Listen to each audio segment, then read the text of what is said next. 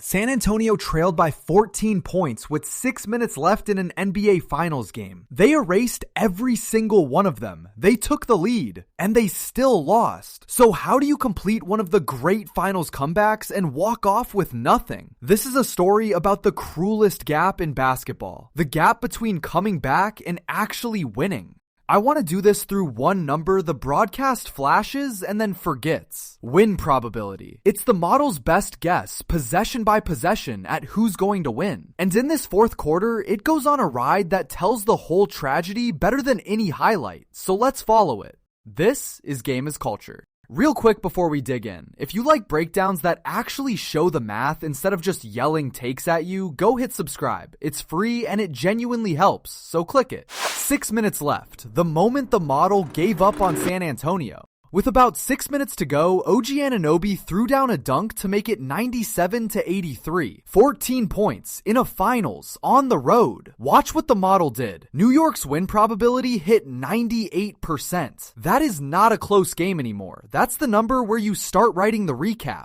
And then San Antonio refused to read the script. De'Aaron Fox, who had been quiet, pulled up for a 25-foot three to make it a single-digit game. Then he drove for a layup. The 14 was suddenly 7, and the building that had gone silent found its voice again. Then the 7-footer took over, Wembanyama with a finger roll to make it 5. And the crowd is now fully back because everybody in the arena can feel the math bending. A lead that looked permanent 90 seconds ago is breathing hard. This is where a blowout quietly becomes a coin flip. Then Devin Vassell buried a 25-footer off a Fox feed to make it 97-95. Look at the model now. New York, which had been at 98%, has crashed to the low 60s. In about 2.5 minutes, San Antonio had clawed back more than 30 points of win probability without even tying the game yet. And then the dam broke completely. Rookie Dylan Harper drove and dropped a floater with just under 3 minutes left to tie it. 97 all. From down 14 to even, in a finals, on a night the model had already buried them. The comeback wasn't a threat anymore. It was real.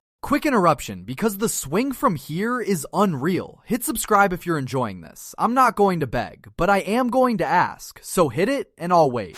And then San Antonio did something a comeback team almost never gets to do. They took the lead.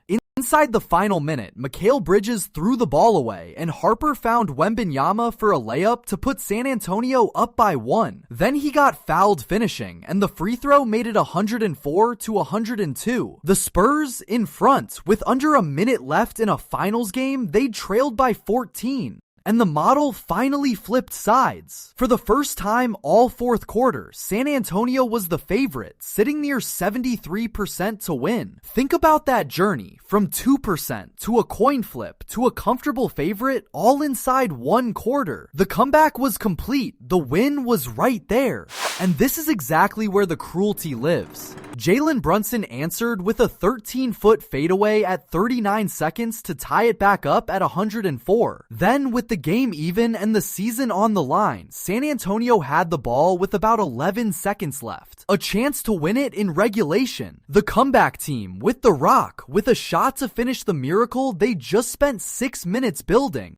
And they gave it away. Wembanyama's pass got picked off by Brunson with 9 seconds left. He fouled, Brunson made one free throw for 105-104, and a last 20-foot look at the buzzer rimmed out. The team that climbs all the way back from 14 lost by 1 on a possession they never got to shoot. So put the whole quarter on one line. New York at 98. Then 64, then a coin flip, then San Antonio actually favored. Then in 9 seconds, all the way back to 100% New York. That is not a graph of a blowout. That's a graph of a heart attack. So who actually did this? Look at the run itself. Over the final stretch, San Antonio outscored New York by roughly 21-7. That's not one hot hand. That's a team possession by possession strangling a 14-point lead while holding the league's hottest offense to a near standstill. Both halves of that matter. On the San Antonio side, it was a group effort, which is the encouraging part. De'Aaron Fox, quiet for most of the night, finished with 20 and hit the three that lit the fuse. Devin Vassell buried the dagger from 25 feet, and the rookie Dylan Harper kept making winning plays a kid his age has no business making. The tying floater and a fearless drive in the last 90 seconds. The future and the present pulled in the same direction.